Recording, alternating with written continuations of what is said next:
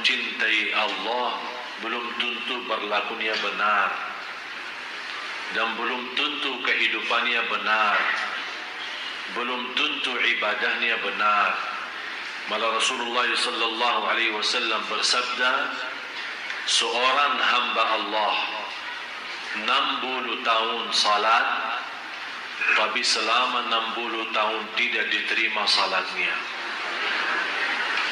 Ditanya oleh sahabat, ya Rasulullah, bagaimana bisa terjadi seorang 60 tahun tidak diterima salatnya?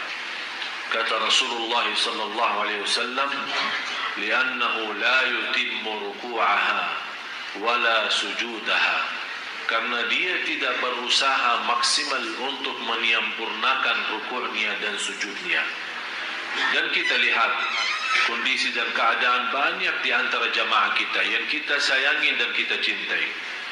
Banyak di antara jamaah terlalu keburu selesaikan salatnya. Apalagi salat sunnah qabliyah ba'diyah, apalagi duha dan yang lain-lain. Kapan kira-kira saatnya kita bisa menikmati ibadah salat? Jangan sampai kita termasuk dalam ancaman hadis Rasulullah sallallahu alaihi wasallam, 60 tahun tapi tidak diterima oleh Allah Subhanahu wa taala salatnya. Nauzubillah. Mudah-mudahan kita semua menjadi orang-orang yang bisa mendekatkan dirinya kepada Allah karena salat yang khusyuk, salat yang sempurna rukuknya dan sujudnya. Marilah kita sama-sama mempelajari dan masuki kepada amalan-amalan yang bisa membawa kita, bukan hanya kita cinta Allah, tapi Allah Subhanahu wa taala juga mencintai kita semua. Karena mendapatkan kenikmatan dicintai Allah ini sebuah kenikmatan yang cukup istimewa.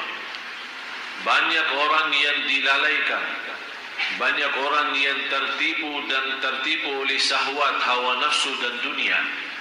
Walaupun dia punya target mencari ridha Allah Subhanahu wa taala dan menjadikan tujuan kehidupannya, qul inna salati wa nusuki wa mahyaya wa mamati lillahi rabbil alamin la syarika lah wa bidzalika umirtu wa ana minal muslimin.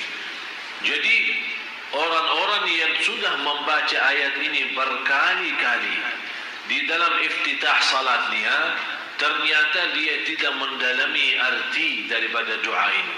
Dia tidak merasakan kekuatan doa ini dan tidak menikmati bagaimana bisa terwujud benar-benar inna salati wa nusuki wa mahyaya wa mamati lillah, semata-mata karena Allah, syukur karena Allah, sabar karena Allah, ikhlas karena Allah, salat karena Allah, bersedekah karena, silatul rahim karena, di mana saja berada selalu kita menjadikan diri kita dan kurbankan segala yang kita miliki karena Allah. Baru akan terbentuk, akan Allah balas mencintai kita. Orang-orang yang dicintai Allah Subhanahu wa taala, orang yang senantiasa membaca Al-Quran. Tapi bagaimana prinsip orang baca Al-Quran tapi dicintai Allah? Karena selama ini Bapak Ibu, saya yakin Anda semua suka baca Al-Quran. Malah ada yang saya kenal 1 minggu, 2 minggu kurang lebih khatam Al-Quran. Kurang daripada 1 bulan dia mampu khatam Al-Quran. Malah ada yang dalam 1 bulan khatam 2 kali, ada malah 3 kali. 30 juz dalam 1 bulan. Tapi masalahnya bukan berapa banyak baca, tapi bagaimana membaca. Selama ini kita membaca Al-Quran untuk mengkhatamkan. Tapi yang saya minta kali ini agak sedikit kita rubah. Bagaimana saya bisa baca Al-Quran tapi saya mendapatkan Allah mencintai saya?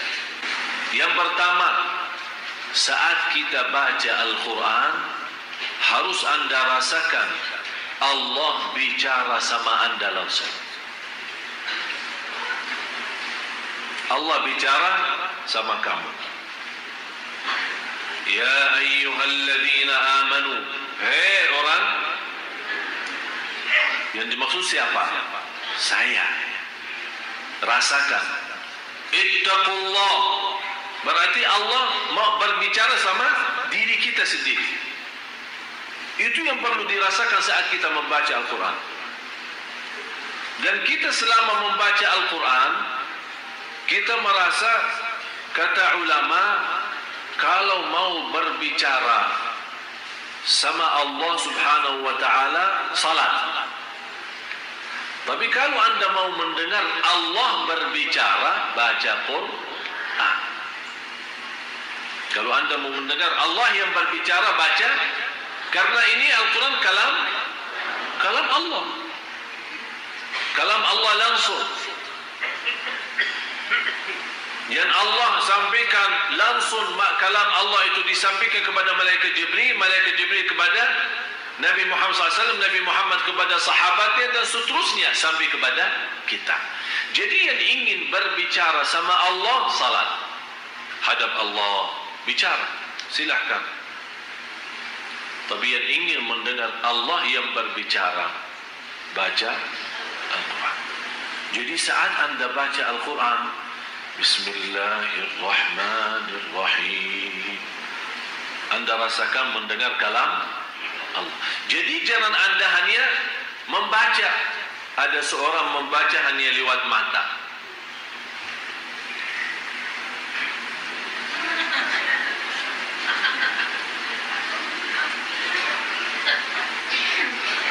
Tidak akan bisa rasa. Kenapa? Apa manfaatnya suara? Suara agar didengar oleh. Kenapa didengar oleh telinga sendiri? Kalau ada syaitan mengganggu kita, lari. Dia tidak bisa, karena ada suara keluar. Syaitan terganggu. Bukan syaitan yang mengganggu, malah dia yang terganggu. Berarti akan melarikan syaitan dari suara bacaan kita. Kalau sudah syaitan lari, berarti kita akan mampu fokus dan lebih nikmat bacaan kita. Yang kedua, saat kita mendengar sendiri bacaan kita, rasakan Allah yang lagi menyampaikan bacaan itu lewat telinga kita. Karena telinga itu salah satu makhluk Allah. Ada seorang punya telinga tapi tidak bisa mendengar. Ada orang punya mata tapi tidak bisa melihat. Jadi masalahnya bukan wujudnya mata atau wujudnya telinga, tapi masalahnya apakah dia berfungsi atau tidak, bisa menjadi berguna atau tidak. Bagaimana kita bisa mengaktifkan segala tubuh badan kita saat membaca? Begitu caranya. Yang pertama, anda baca karena Allah lagi berbicara. Yang kedua, anda membaca Al-Quran, semua berbicaraan itu yang dimaksud adalah diri kita. Yang ketiga, itu yang terindah dalam bacaan Al-Quran, setiap kita baca ada rasa saya tidak mau berhenti, karena saya lagi nikmati dan merindukan mendengar kalam Allah, mendengar bicaraan Allah sama saya. Jadi begitu anda baca, jangan anda punya bayangan dan fikiran kapan mau selesai. Malah justru yang anda harus rasakan, saya tidak mau selesai, saya mau terus lazat, saya mau nikmat, karena Allah lagi bicara sama saya. Sudah faham 3 poin ini?